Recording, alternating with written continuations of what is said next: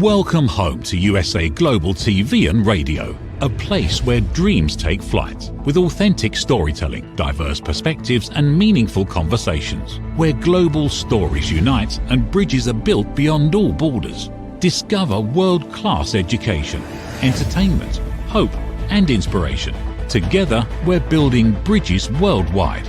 Subscribe to our channel, USA Global TV. Download our app, USA Global TV.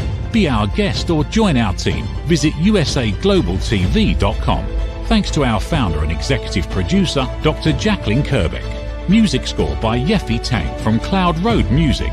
Voiceover artist Mike Porter. Creative direction by Paul Garcia. USA Global TV and Radio. Your home for global connection. All rights reserved. This video and its contents are the exclusive property of USA Global TV and Radio. Unauthorized use, duplication or redistribution in any form is strictly prohibited.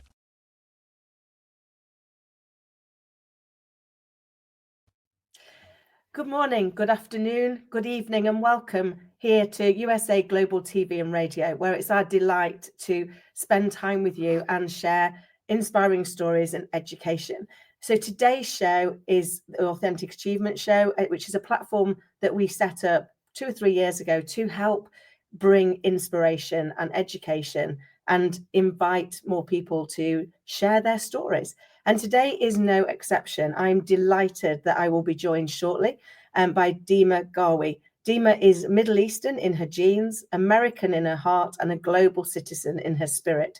She ignites the untapped potential in individuals across the globe, empowering them to shatter limitations and become courageous, purpose-driven leaders.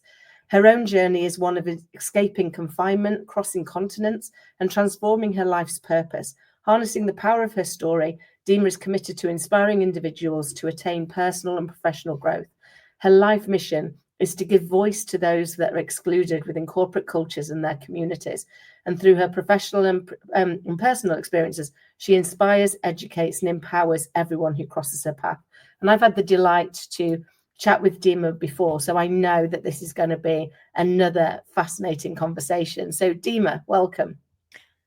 Hi, Kim Adele. It is wonderful to be talking with you again. Oh, I know. I'm so looking forward to this because when we had you on the show on my platform, we ran out of time, didn't we? Because there's so much that you have experienced and therefore been able to take that lived experience and help people to learn from it without having to live the experience themselves. But could you bring that journey to life a little bit for us? Yeah, absolutely. And you mentioned it in the intro. I'm originally Middle Eastern. I was born in Turkey and raised in Jordan. And when I was a little girl, 5-year-old, I was with my grandmother in her kitchen, and she was arranging flowers in a glass vase. Usually she's so much fun and so much energy, but not that day. She held the vase and she told me, "Do you see this perfect glass vase?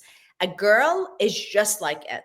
If it gets cracked for any reason, you can never fix it. You can never glue it back. No one would want it. And that's the one we throw in the trash."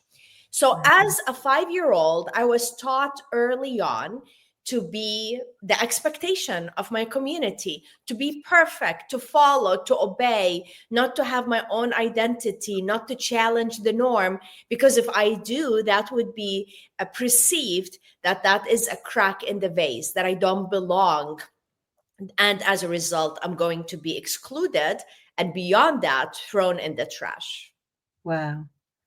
I mean, I know you've told me that story before, and it still breaks my heart now when I think about you were only a few years younger than my little girl, and I can't imagine saying something like that to her. And yet it doesn't surprise me. You know, I was brought up in the era of be seen and not heard. I failed dismally at that, team. As we chatted about last time, that wasn't one of the things that I could say I succeeded at, but almost that expectation of only perfect was good enough. Yeah. And actually, we're perfectly imperfect, aren't we? It's like that is our superpower, our own imperfection. And yet we set ourselves up, or we set our children up to chase that impossible dream that you've got to be perfect at everything. And we can't achieve that, can we? We can't achieve perfection. Yeah. And I believe this is part of our purpose in life, every single human on this earth, to challenge these old programmings and to discover our uniqueness and to appreciate our uniqueness. I believe that my grandmother was trying to protect me. So she wasn't trying to be the bad person, the evil character. No, she was trying to truly protect me because she knows what this world expects of us, not just in the Middle East, everywhere around the world. But imagine how many messages we're passing from one generation to the next that are not serving us. And they're protecting us, but they're not serving us. And imagine how many people feel excluded every single day just because they're trying to think differently or be different. And now I believe that transformation as humanity that we're going through right now is to wake our minds and open our eyes related to all of this. So it is great to be different. It's great to be not perfect. It is how can we encourage that as an individual for our lives, but also to be ally and to support others on their journey as well. I love that, and I think you're right. We have so many sayings that were meant to protect us, but actually, you're right, they don't serve us. Yeah. I grew up with the sticks and stones will break your bones, but names will never hurt you, and yet we now know how much what we say about people, including ourselves, how much damage that really does do. Yeah.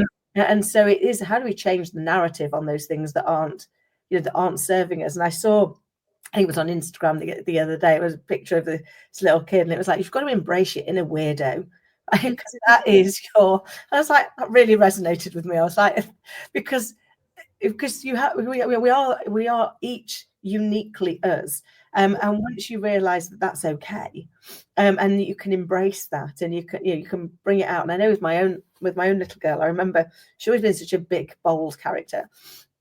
And she used to strut along she was age 2 at the time. And she used to walk along and she'd wave at people like a bit of the Queen's wave, bless her. And I remember a voice in my head going, people think she's pretentious. I should say something. And I was like, no, because she's just happy to be there. So I'm not going to say anything. I'm going to let her be her and see how she shines in the world. And she was once in this cafeteria, and she announced, apparently, that nursery had taken her. She announced to everybody she was going to butter her own toast, and if anyone wanted to watch, they could too. I was like, I love that actually that she's got the confidence to be her. And that's what I love about the work you're doing. It's helping people have the confidence to be them, wholly them, however they feel in the world, however they want to show up and make that difference. It's finding the courage to be the one that dances first. I don't know if you've ever seen that. I think it was a YouTube clip where they're watching a concert, and this one person gets up and dances on their own, and it starts off and everyone's like, but very quickly you started to see more people joined, and in the end, so many people had joined that the ones sitting down and not taking part looked weirder than the one that danced on their own. And I guess for me that really resonated on that part that goes, actually it takes courage, doesn't it, to be the one that gets up and dances when nobody else is, that goes, this is how I feel and this is where I'm going. It's the power to initiate instead of to conform. And that is the thing. And so imagine how many people they were in that area, and they wish they could dance, but they weren't because nobody else was dancing and they didn't want to appear like the weirdos. So what can we do to encourage people to initiate instead to conform? But imagine how we bring this to work as well. So a lot of the stories we're discussing right now, with your daughter's story, with my grandmother's story, they are at an individual level, but there's no separation between our personal life and business. So we're bringing all of these old programmings into work. So how can we be creative? How can we be happy about what we do? How can we speak up in meetings if there's this voice in our head that has been programmed early on in our lives that don't be weird, don't be different, you have to be perfect, otherwise you're going to be thrown away. So, and again, like, this is so important for us as humanity right now to reflect about all of this and figure out how are we going to do it differently for our personal life, but also what can we do differently for the next generation. How many people are coming to work hiding a piece of themselves, and we don't want that. I remember one time I met a friend, his name is Mike. And Mike was telling me about his nephew. At that time, his nephew, his name is Jeff, was 13 years old. And Mike was observing that Jeff, the nephew, was wearing a heavy winter jacket all year long. And they live in Louisiana. So if anyone has been to Louisiana in the US, it is so hot and so humid in the summer. It's unbelievable. And this young man was wearing a heavy winter jacket in the summer. So the uncle was talking to him one day, and he was expressing how he has been gaining a lot of weight and he doesn't know what to do with himself. And he told Jeff, he said, how about we work out together? Because he saw that Jeff was gaining a lot of weight as well. He said, how can we work out together and encourage each other? So the nephew responded immediately, and he said, I know how you feel that you're not comfortable with your body. He was telling that to the uncle. He said, I've been gaining weight too. And every time I go to school, my classmates are making fun of me. I can hear them laughing behind my back. So I wear this jacket.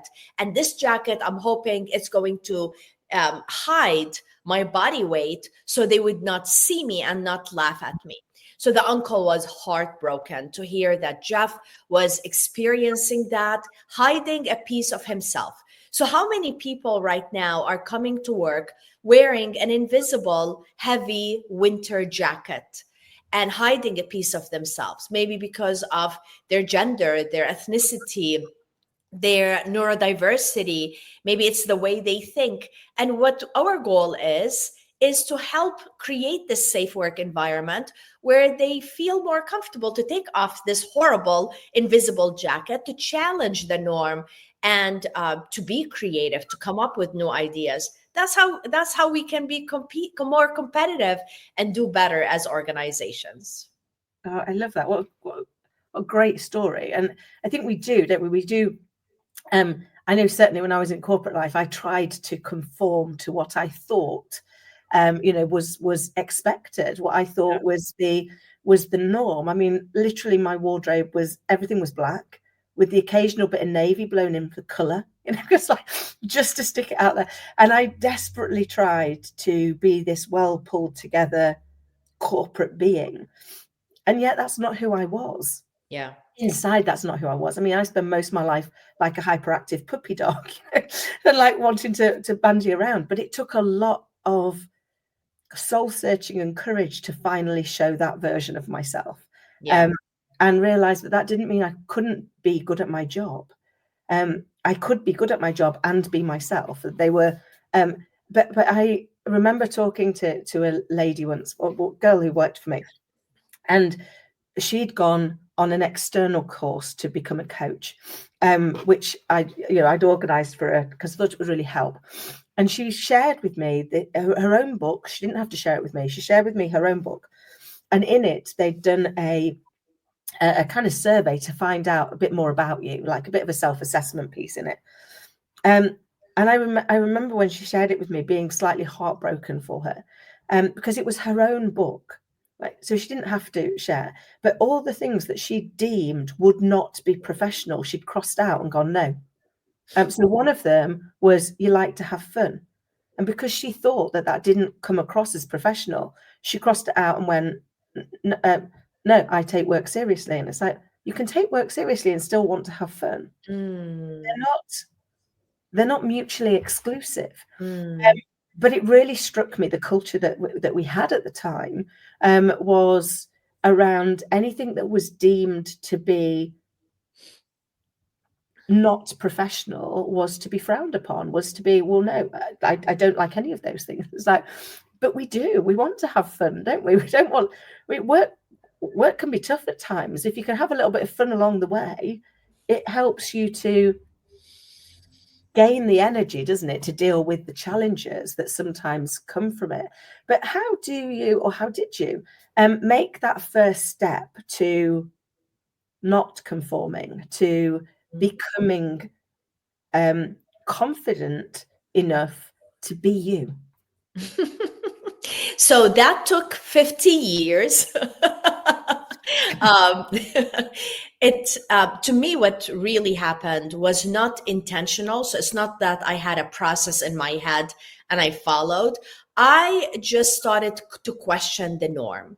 I started to question everything, because what happened was I went into depression. My body, I was unhappy about the experience that I was living, because what part of the story, what happened was that I got married very young.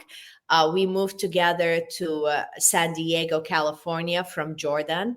And that marriage turned out to be abusive. But I could not do or say anything, because otherwise it would be considered a crack in the vase. So I lived in that marriage and I was absolutely miserable. And that's when I got into depression.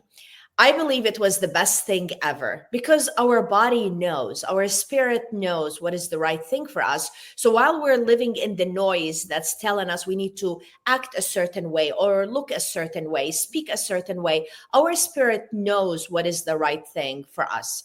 And what my spirit did is it put me in depression. And that's when I started to question all of these stories, whether it is the story of the vase or some other stories I was taught. And I realized that that is not the life I wanted. That life was not serving me. These stories did not help me to be joyful and happy, and even to be a good spouse in that marriage. Because if I'm depressed all the time, how am I going to be contributing to this marriage? And after a few years, I ended up escaping. And that's when the world totally got shattered. So when my grandmother said that a crack means that people would throw me in the trash because I'm not good enough. And that's what happened. My community in Jordan, all of them disowned me. And one decided to have me killed. And this person is my father. Because in my small Catholic community, if a woman does anything that is not accepted by the father, by the uncle, by the brother, they kill her, and they call it honor killing. And it's still happening right now. Of course, there's no honor in this, but it also shows the consequences. So we tell people, believe in yourself, take risk. But what we really need to think about as society, as an organization, as a family, what are the consequences that we're putting that are stopping people from taking these actions? So I have been dealing with death threats now for the last 24 years. Thank goodness, the only reason I'm alive is because I'm in the US. My father is in Jordan. He doesn't know how to speak English. And I believe I was the only one in the world that was happy during COVID when they shut down the airports, because I felt so safe. I felt that he wouldn't be able to come and get me. But so that's what happened. It is depression, and depression that led me to question the norm. And then questioning the norm made me realize that that is not the life that I wanted. Maybe it fit generations ago, but it just didn't fit in my life. And then just dealing with these consequences, opening up myself to receiving help from people around me. We're going through healing, even going through forgiveness, which I'm still working on right now, because it's not easy feeling that I am being rejected by my entire community. It's not easy feeling that my father, my own father, who's supposed to protect me, is the one who is trying to hurt me because I'm not good enough in his eyes. So going through all of that, and a lot of people that I work with, whether it is coaching or through workshops, similar messages keep coming up. So maybe they were not taught about the story of the vase, that they have to keep keep it perfect, but they tell me about their fears of making mistakes, their worries of being judged, and their aspiration to be perfect. They're afraid to take risks. They're afraid of speaking up. They're afraid of living the life that they want and that they deserve because of these invisible vases or stories that we have been passing along from one generation to the other. And I have to mention something. Aside from my story and what I'm experiencing, I love traditions. I think traditions are beautiful. So when we think about the traditions of weddings or the food that different cultures have and the music and the dance, it is so beautiful. And I think right now, as humanity, we need to look at these traditions that we have been passing and the stories and realize what are serving us, what is going to continue to help us be better as humanity. And those are the ones we pass forward: the dance, the music, the food, all of these beautiful things, but also reflect about what are the ones that are not serving us. What are the ones that create fear, that create sense of lack? And what do we need to do to stop them? Stop them from passing forward. So as if we become a filter, we identify the things that serve us and we pass them forward, and we identify the things that don't fit anymore and they have been hurting for a long time, and we stop them, intentionally stop them as society, but also as organizations. Because just like a toxic culture kills in society, toxic culture and the mentality would have killed me, but also toxic cultures in organizations kill too. Maybe they're not killing the physical body, but they're killing the spirit. They're killing creativity. And that's why we need to go through this filter. And that's what I have been reflecting and working on a lot recently. Wow. I mean, what a journey. And as you say, with all choices come consequences, and some of those consequences are dire. And I guess, in a very different way, definitely not in a death threat way. But one of the things that I've spotted for people, and for myself, this were true as well. Where I was had to become so painful that the risk didn't seem that great. In fact, it was the greater risk was not moving, was staying where I was. And I imagine, particularly with such dire consequences, it must have been really bad where you were for you to take the risk. Yeah. And do you find that with the people that you work with? Sometimes it's got to have got, they say you've got to have a burning platform, haven't you? It's got to be where you are now is that hot and uncomfortable that you have no choice but to make a move, whatever that move is. Would you say that resonates with the people that you work with? Yes. And I'm so glad you mentioned a lot of things. So when you said you have no choice, I usually call this the choiceless choice. You have no choice but to take action. You have no choice but to quit that bad job in the toxic environment. You have no choice but to, you have to take this action, and it's part of survival. So yes, I see that a lot with my clients, and I also see it with me as I continue to evolve. If we are comfortable and things are going our way, we're not going to take a risk. Why would we do that? Things are great, and we can just we're making good money. We are having a good job. But really, when things really get so bad and we're being challenged as an individual and as a spirit, that's when we're taking action. And that is when we need to truly stand by ourselves and be our own champion, because things may go in an opposite direction. Maybe things are not going to go our way. But what can we do to support ourselves through this journey in order to get ourselves to rise beyond these charts? So one of the things I do when I give keynotes, about the breaking of the vase, because with my grandmother, she told me to keep it perfect, but I broke it. I broke it when I left my marriage. And I actually bring a vase with me on the stage and I shatter it. And the audience, they so much relate to that message because they get to see it visually. It's not the idea we're planting in our head. They see it on the stage shattered. And of course, it's a big deal to get to a point that gives us the courage to shatter the vase and to take action in our lives and to want to drive a positive change and challenge the norm. But really, the second half of that, so that's just 50%. The second half is rising from these shards, because we don't want to just stay broken. We don't want to look at ourselves and say, I shattered my life. It is, what can we do to create a better life for ourselves and to rise? And that is what I work with my clients a lot about. Because you may hear a lot of keynote speakers or motivational speakers say, feel the fear, take action, and it's good, but it's not enough. What we need to do is to help people continue to rise after they have the courage to shatter the vase, after they deal with difficult experiences and they find themselves totally broken on the floor, trying to have a sense of hope, to just stand up or to just stop crying after hours and hours.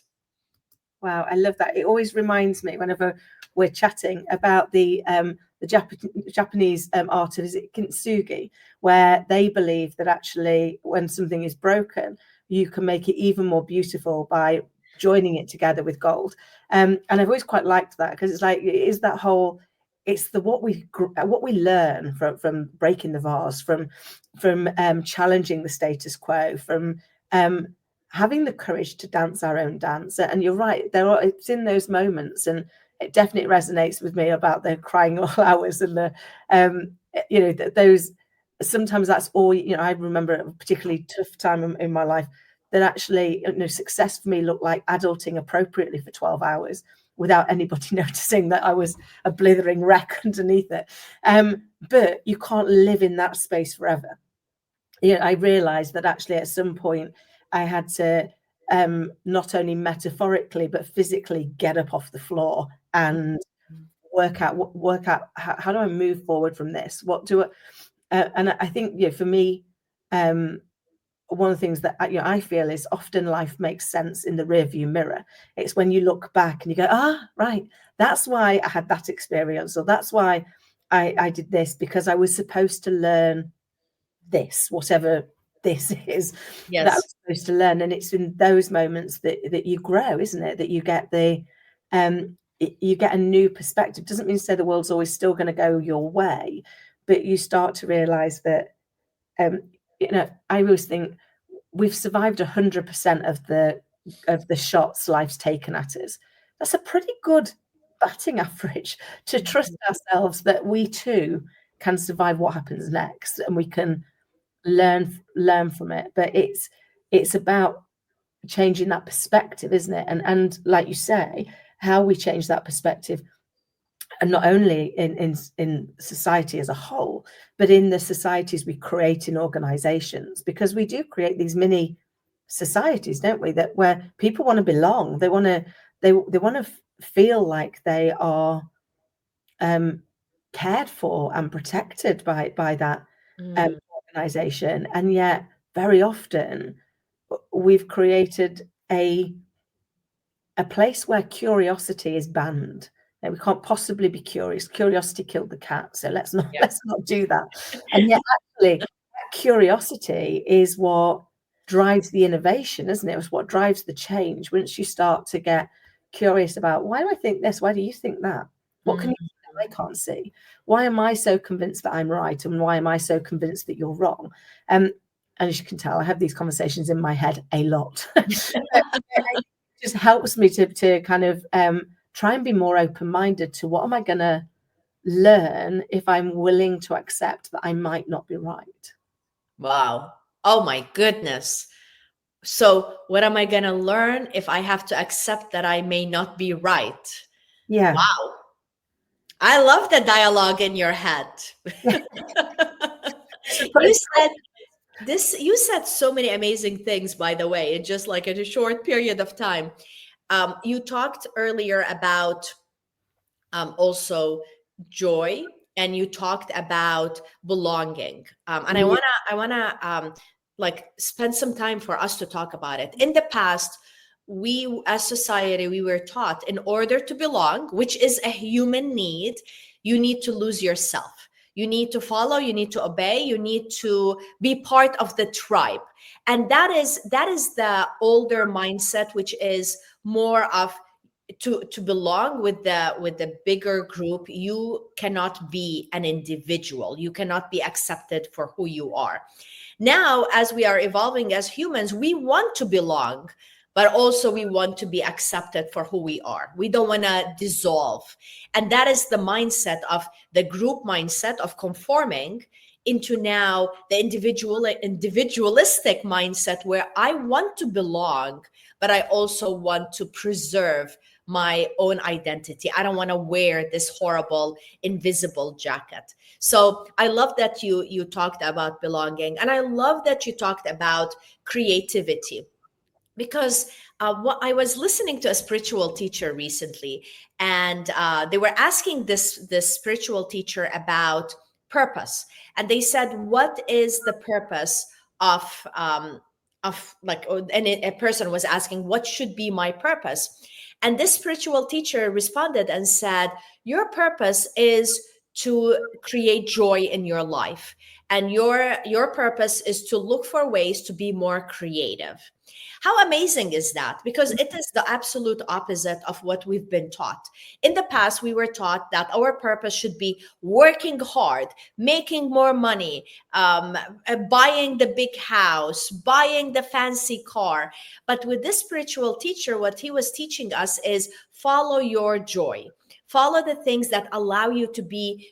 Of course, when we're creative, we're joyful. Follow the things that allow you to be you. And when you are doing these things, you're going to discover your purpose in the process as well. Isn't that amazing?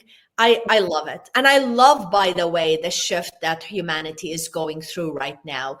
I am just so excited about what's coming up. I'm excited to see more people awakening, more people challenging the norm of the old stories, more people want to create communities and be allies. So of course, in the process, sometimes we need to go low and before we go higher and higher. But I just have so much hope, like by our conversation and by everybody I'm working with, where I see them, they are questioning these horrible vases and they're working to continue to rise in the process. Oh, I love that. There's so many things in there that you chatted about that I love, and it reminds me of a Pablo Picasso quote, which is I always butcher it. The meaning of life is to find your gift, and the purpose of life is to give it away. Oh, I think yeah. here's that whole find your joy. Go Yeah. where your joy is, because that's going to be where you are the most creative. You're the most vibrant version of yourself, and you can better serve the people around you. And I think it's like you were saying earlier about, traditions can be brilliant and they can also be damaging. But it's how we evolve the traditions. So it's not revolution, it's evolution. It's like, how do we look at them and go, well, with what we know now, these bits we'd keep. I Yeah. love the filter, these bits we'd keep, these servers, these bring us joy. These ones don't bring us joy. These bring us fear or concern. And therefore we can choose to do something differently with those. And it strikes me I did my TEDx on this, but the things that we're fearful of, we've imagined, they haven't happened. We have to think about them. We have to imagine what that's going to look like. The same is true for things that we're hopeful for. They haven't happened, so we've imagined them. And we've imagined them in exactly the same brain. So neither one is more likely or more credible than the other. And yet we choose to believe the thing we're fearful of is more likely and more credible than the thing we're hopeful for. And I think if we can continue to kind of keep the debate going, to get people to question, is that really true? is it really true that what I'm fearful of is more likely than what I'm hopeful for? Because I've imagined both of them at this moment. And how do we help those people, help people to find their path to belong and yet still be me? I think that's so how do you belong and yet still be whoever you are, so that you don't lose yourself in that desire to belong? Because you're right, we all want to belong, don't we?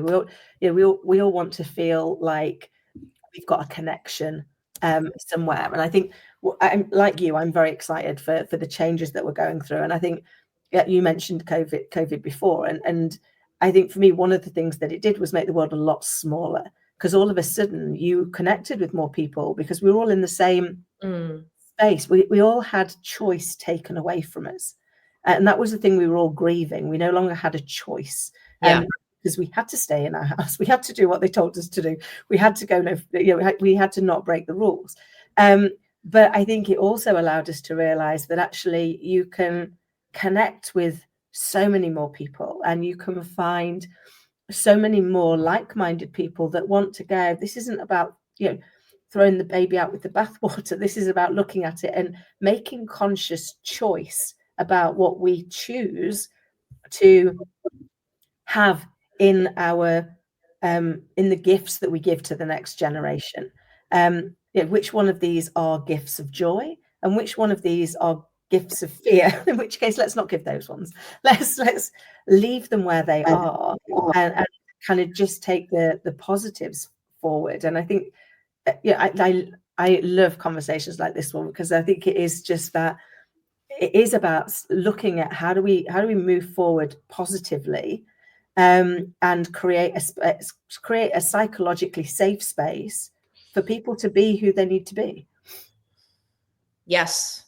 Yeah, absolutely. And the nice thing that we're experiencing right now, when we think about the generations, the youngest generations, they're demanding this. So when we talk about creating a safe space for people to be who they're supposed to be, if they don't feel that, they're going to leave. And they have been leaving. And that's why even yesterday, one person, when I told him I work with cultures and motivating the young generations, and he said, these millennials, these Gen Zers. And he said it in such a negative way. And he's an entrepreneur. So I responded and I said, I love them. I absolutely love them. They're here to challenge the norm, to challenge the way we think, to help us see things in a different way. And that's why when I see a lot of organizations resisting the millennials, not creating a healthy work culture for them, and then Gen Z, and they're blaming them, and they're saying, they're lazy, they're entitled, they are all of these bad things. To me, all it's an indication about is that the culture is not a healthy culture, that the leaders are not open to change. They want things their way, and any other way is a wrong way. So I believe the young generations are demanding for us to create a safe space where they belong, and they continue to feel that they don't have to lose their identity, and they don't have to be perfect and come to work with this heavy, horrible jacket or the perfect face. So I love it. I love that. It so resonates, and the bit always makes me smile when I have lots of those conversations, and then I'll be like, "Can I just ask, what age are your children?" And they're very often, their children will be millennials or Gen Z or something. And if this were them, what would you want for them? Oh, well, I want them to have a safe space. I want them to be included. I want them to, not lose themselves and fit. Well, that's the generation we've brought up. We've brought them up to do this. And then, yes, it does mean you have to put effort in. It does mean you have to make changes. It does mean that you've got to do something differently. Yeah. Because if we don't do something different, it won't change. So we can't, in every generation, we try and improve on the generation before, because we learn the things we like and we learn the things that we didn't like. And we try not to repeat those for our own children, don't we? Dima, I could literally chat to you all day. I can't believe we've run out of time. Oh my goodness, it went by so fast. How's that, 40 minutes? It has been such a delight, but could you just share with the audience how they can get in touch with you and who you help? Thank you. So they can reach me by going to dimaghawi.com. So it's my name, dimaghawi.com. And it has information about my workshops, my keynotes, my coaching. So you would be able to access this information. I work with organizations to help them create a safe and healthy work culture. And I absolutely love empowering leaders to be better leaders and to help them with their self-discovery, challenging the norm, discovering what is stopping them to be effective, and help them to continue to rise. And in the meantime, they're allowing their teams to rise as well. So if you're in leadership or if you want to develop your leaders, I would love to talk with you. Dima, thank you so very much for joining us and for continuing what has been another fascinating conversation. And I'm so looking forward to our next one, which I know is tomorrow. But until then, and for everybody listening and watching, I hope you have found today to be as inspiring and insightful as I have. And until next time, take care. Ever dreamed of hosting your own TV show, sharing your story with a global audience? Now's your chance to shine. At USA Global TV and Radio, we make it easy for you to create, host and broadcast your very own TV show. Whether you're a storyteller, entrepreneur or industry expert, we help you bring your vision to life. With our exclusive interview, live streaming and podcasting training, you'll gain the skills and confidence to captivate your audience. Our global platform ensures your voice is heard worldwide. Join our community of creators who are already making an impact, one show at a time. Step into the spotlight. Host your own TV show on USA Global TV and Radio. Book your discovery call today at usaglobaltv.com. Copyright 2025 USA Global TV and Radio. All rights reserved. Terms and conditions apply. To learn more, visit usaglobaltv.com. USA Global TV and Radio proudly presents Steve Klein Art at steveklein.art. My name is Steve Klein, born Manchester, England, 1953. My quest in my lifetime is to create artwork from my soul and the deepness within my wildest dreams and fantasies. In 2012, my heart stopped when I was given too much anesthetic for a minor knee operation, and this near-death experience took me to another multidimensional world, an out-of-body experience, and I was given the gift of being blessed by an overwhelming, burning passion to become, for the very first time in my life, an artist with an eternal, passionate desire to bring my art, which I've named multidimensional, subliminal, freeform art, to the world, as only 3% recover from what I experienced, and now in my golden years want to release my cosmic, vital energy through my art to allow people to be a part of my cosmic dance. To learn more, email roccogoodwine@gmail.com. For VIP pricing, mention USA Global TV and Radio.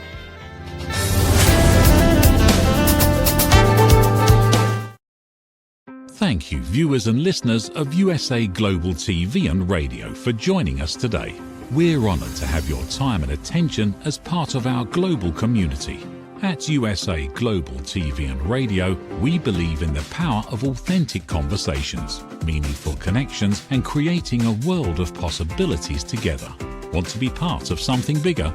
Join our team of elevated listeners at usaglobaltv.com, a space where your voice matters and your ability to listen transforms relationships. Stay connected with us across all our platforms for thought-provoking discussions, expert insights, and empowering stories. Subscribe to our channels at youtube.com/c/USA Global TV. Follow us on social media and explore the endless opportunities we're creating for growth, learning, and inspiration. Together, we're not just broadcasting. We're building bridges and changing lives, one conversation at a time. For inquiries, contact us at info@usaglobaltv.com. Music by Johnny Dyes. Produced by Executive Producer and Director Dr. Jacqueline Kerbeck. Voiceover by Mike Porter. Creative Direction by Paul Garcia. All rights reserved. Copyright 2025. Visit usaglobaltv.com to view our full terms and conditions.